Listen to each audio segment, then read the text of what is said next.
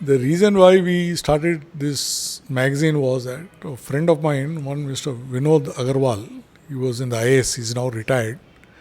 We used to continuously be discussing about how the youth of today do not know our past. In the old days, when there were joint family systems, people would hear of it from fathers, grandfathers, grandmothers, etc., while they were eating or in a joint family system. Today, children have gone nuclear. The mother doesn't know, the father doesn't know. Even if they know, they don't have the time to tell, because grandmothers had the time, they were in the house. So we felt that these magazines should kind of fulfill that void or need of grandparents' tales.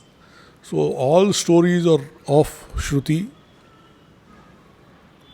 are not connected with the present, only the past. As a policy, we do not write a story on anybody that is living. We only write on a person who is gone, who is no longer here. So, many people know about Swami Vivekananda because of the Ramakrishna mission, because of other work done by volunteers, etc. But if you ask maybe a 20-year-old person about Lal Bahadur Shastri, you will say, who is he? People don't know. He was one of India's best prime ministers. Absolutely straight, absolutely honest, absolutely committed to the country. When he died, his total assets were less than, with an old car, and his bank balance were less than 10,000 rupees. Rana Pratap, same thing.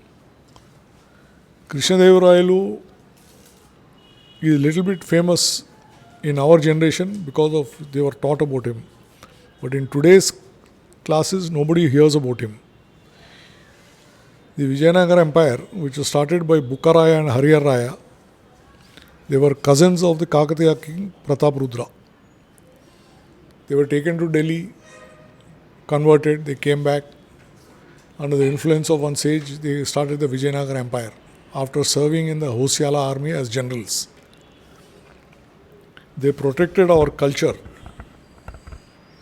by not allowing Muslims to cross the Krishna river for 250 years.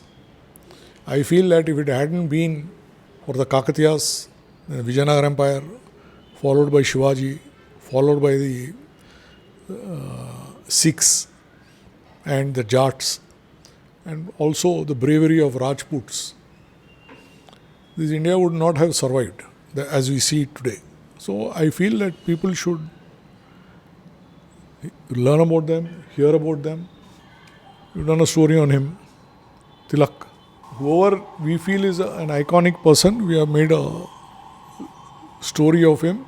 We try to be as factually and honest as possible without writing any thing in this magazine.